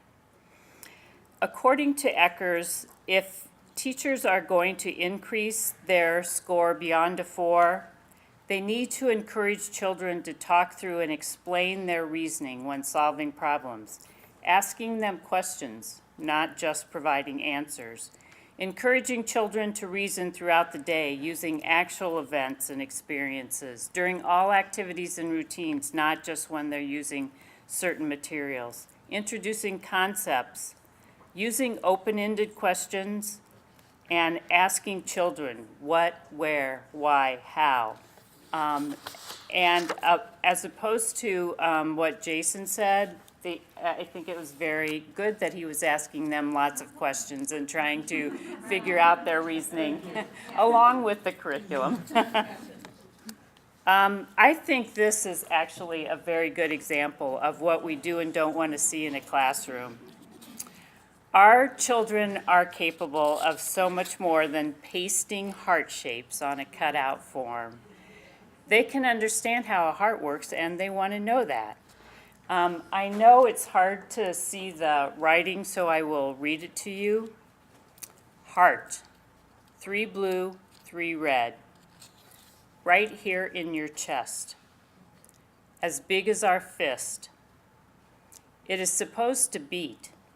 You're dead if it stops beating. Red one goes out and blue one comes in. Next, I want to talk a little bit about serving children who are most at risk. I know that all of you have seen Heckman's research and understand why it is so important to reach out to those children who are most at risk. If we are reaching out and recruiting and getting the children and families who are most at risk into our programs, we need to be offering more in terms of comprehensive services. The list that is on the PowerPoint comes actually from the Preschool Expansion Grant, and it is really about intensive parent engagement, health and mental health services, nutrition services, physical activity services, connecting LEAs and early intervention, and coordinating with other community partners to ensure families access to the needed supports they need, income supports, food pantries, housing, social service, adult education. Programs are touching all of these areas, but to really meet the needs of our children who are most at risk, the services need to be much more intensive. And I would put applause out to Head Start in terms of them leading the way in making sure that our children do get those comprehensive services, and we all have something to learn in how to build those services out stronger. I also wanted to build on what Jason said in terms of knowing that families and communities and schools need to partner in terms of our work. Understanding this importance, ISBE has been coordinating across divisions to develop a shared framework for engaging families. The ISBE Family Engagement Framework Guide brings together research, promising practices, and a consolidation of key program requirements to provide district schools and families with tools. If you haven't seen this, I encourage you to go to the IllinoisParents.org website. There are additional resources besides the framework there also. The final area that I want to talk about is a birth to third grade continuum. And Teresa mentioned about birth to age 8. This is the kind of continuum that we need to make sure that our children are ready for third grade. It is really about horizontal alignment across all early care and education programs, child care, Head Start, Preschool for all the places that our children are being touched by services, so that no matter where they are receiving the same high quality. And it also is very much about vertical alignment, creating a seamless system of education from birth through kindergarten and into elementary school. For the most part, Currently, we have an early childhood education system that goes from birth to 5 years, but does not have universal access. We have kindergarten that is available, but not compulsory, and we have early elementary grades. We need a coordinated approach to help our young children to build their fundamental skills and to continue to succeed in school and improve the transitions for children and families. One of the pieces that can assist us in the building a continuum from birth to 3rd grade is the Kindergarten Individual Development Survey. To ensure that children are on track to meet 3rd grade learning goals, educators need baseline data at school entry to identify and address children's gaps in learning as early as possible. We are right now in the 3rd year of implementing KIDS, which is currently being used at the beginning, middle, and end of the school year, so teachers can track progress over time and tailor their instruction accordingly. Illinois can use the KIDS data to quantify the school readiness gap and identify areas where additional assistance is needed to help children achieve grade level proficiency. I actually want to end by providing you my contact information, and if you contact me, I will send it to Jason also. And I also just want to thank you for all the work that you do to make sure that we do have well-prepared teachers that are helping our youngest learners. Thank you.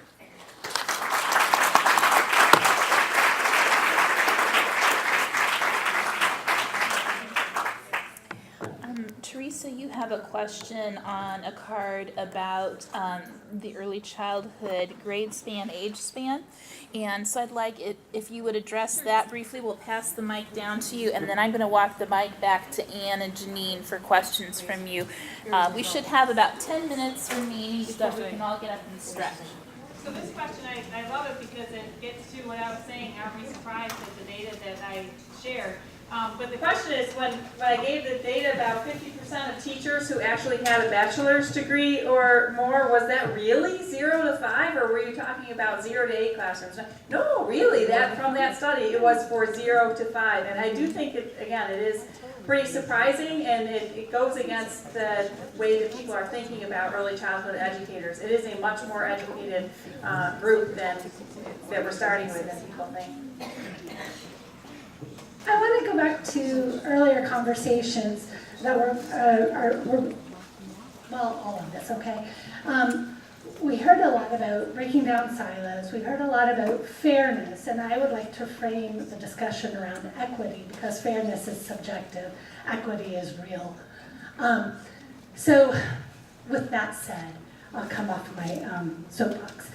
When we think about a comprehensive approach and breaking down silos, I want to talk to the folks at the state level in terms of what silo breaking have you done. I appreciate this conversation and the conversations we've had in the past, all of us together, but we are a silo, right? So where are we breaking out of ourselves? Well, I'll speak to that a little bit. I think the whole point of the Office of Early Childhood Development is to build those bridges and break down the silos that exist in early childhood. Cindy and I are a traveling team frequently along. Usually we have Linda Satterfield from the Department of Human Services along with us. And we spend, I would say, a good majority of our time actually working across all of our divisions, making sure that we're having all of our work go in the same direction.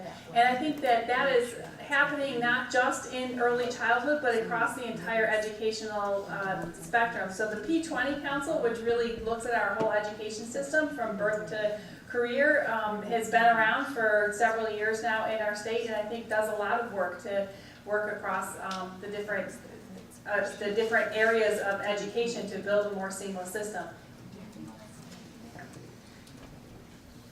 Well, I think the work Stephanie's leading in an effort to engage many of you in the work in creating the early educator workforce The 2 and 4 year systems working together with a focus on this is a good example.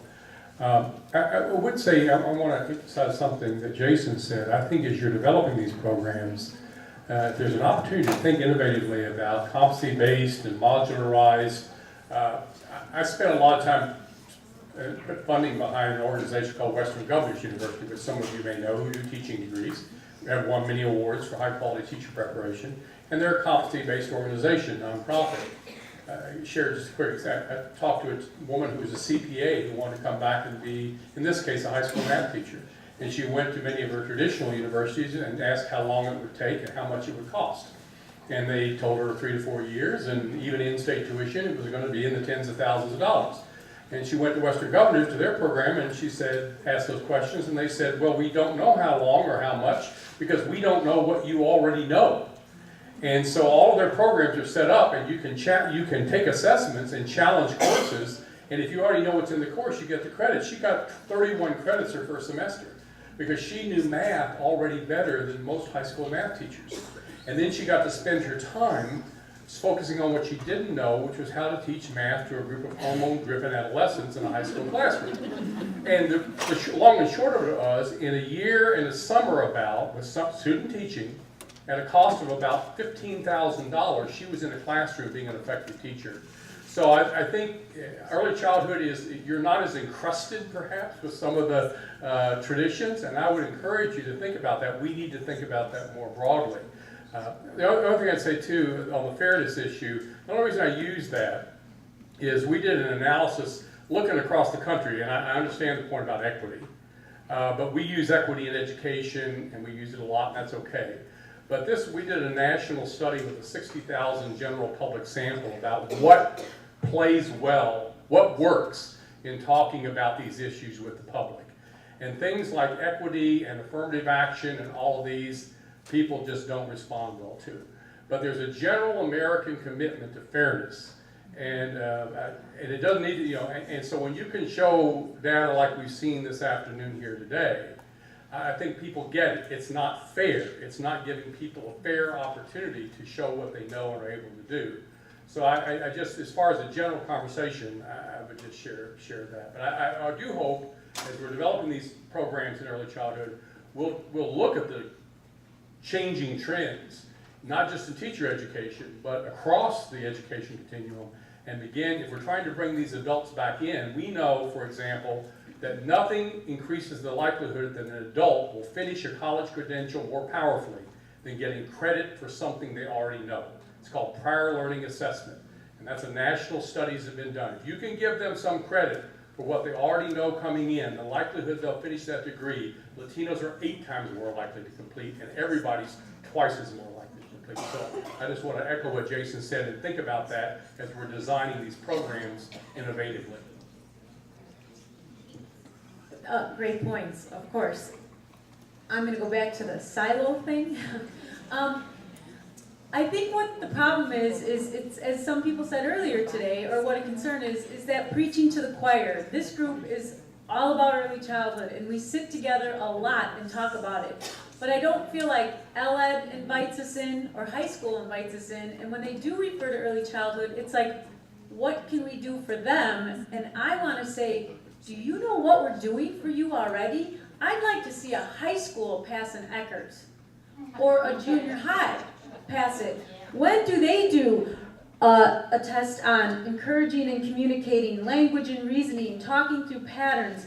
What about physical health, mental health, nutrition? What about having a component on them that requires family engagement? We're doing all this in early childhood, but it is so set aside. And when she was saying, what I heard, like, what are the silos? What are you doing to help us break through? We're doing what we can, but do you at the state level sit down with the ELED people and say, listen, this is what early childhood's doing, and you're not. You just recently added social emotional standards to them, and we could have told you 100 years ago those middle school needed social emotional standards. Thank you. I'm going to give the mic to Cindy because I'd like her to respond, and then Cindy also has a couple of written questions that I'd like her to kind of transition to. Well, first I'll say yes, we need everybody on board. And we are making efforts and would appreciate suggestions. We have our early childhood professional development is partnering with IPA to make sure that information is given to principals.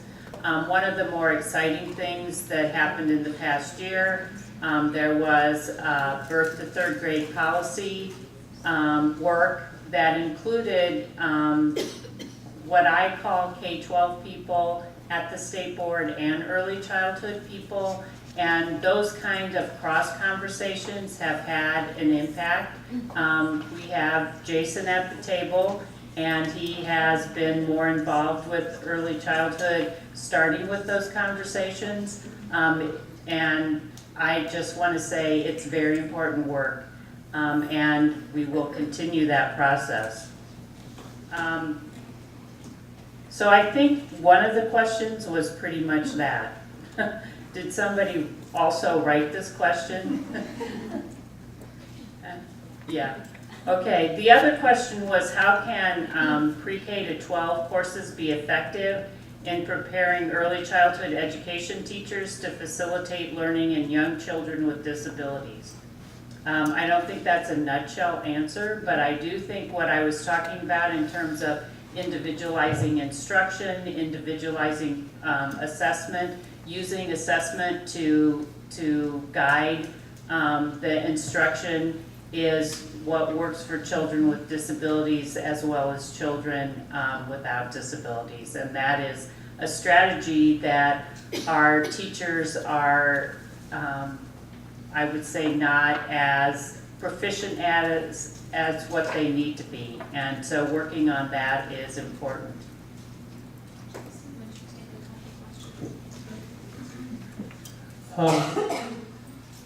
One of the questions was, what does a student do who went out of state and earned a bachelor and an early childhood license and wants to come back and get a teaching license in Illinois? So this gets at Jim's question of fairness. So the current statutory language regarding out-of-state licensure is not equitable in comparison to what the in-state requirements are. We have proposed a substantial legislative change to make the requirements equal, which will do two things. Number one, it gets what, in a different context a little bit, the issue of fairness in terms of expectations. And secondly, it will expedite how quickly we get through licensure applications. So the short answer to that is, yes, I think the foundation of the question is, look, it's a real problem for people coming in from out of state to get an Illinois license. That is absolutely true right now. And we have some bill sponsors for our licensure bill already, of which the reciprocity piece is a part. The second question is, will ISB return to leveled endorsements, for example, birth to 8 special education instead of pre-K through 12? We currently have a modest grant with the Cedar Center out of the University of Florida where we are looking into our special education requirements. And while I don't have any kind of definitive answer to the question, and for that I apologize because this work is just beginning. The hope from the work with Cedar is that we get some recommendations that we can then share with the field to say how we might want to proceed with special education licensure. I think we had one more question here, and in the interest of time, I do apologize. We'll end with that question, but my hope is that our panelists might be willing to stay for individual conversation as we transition to break next. I want to come back to that same idea of a silo, because it's very important to do that. I hear from you that we need to be innovative, but I feel like the state is putting the silo on us. We have that ACT of 22. We know that there are students who are interested in being in the field of education, who for some reason, because of the education they've already received, cannot pass that 22. We're losing some very good candidates, and some of them are our diverse candidates, which we so badly need. And then in the end, when we talk about investing in a college education for these students, and in the end, they have to pass that EdTPA, which is going to decide whether they get their degree or not. Are we really serving our field by these things that are being put on us by the state, creating a silo for us? I think those are both two very interesting points. The first of which, and I'll be happy to talk with you individually, is when I was at Knox, we had a number of students who struggled with the ACT, and we came up with some individualized systems that they all passed. One young man moved up 7 points. And so that took some time on our part to make sure that that happened. So I do think that there are ways of supporting candidates. I'm not suggesting that you are or are not doing that. That will help them be successful at that benchmark. And then the second piece with the TPA, I don't know what institution you're at, but the TPA does not necessarily need to be tied to granting a degree. That's a licensure requirement. And the data that we have from the state thus far is that because we've set our standard one error of measurement below what was recommended, is that the pass rates are extremely high.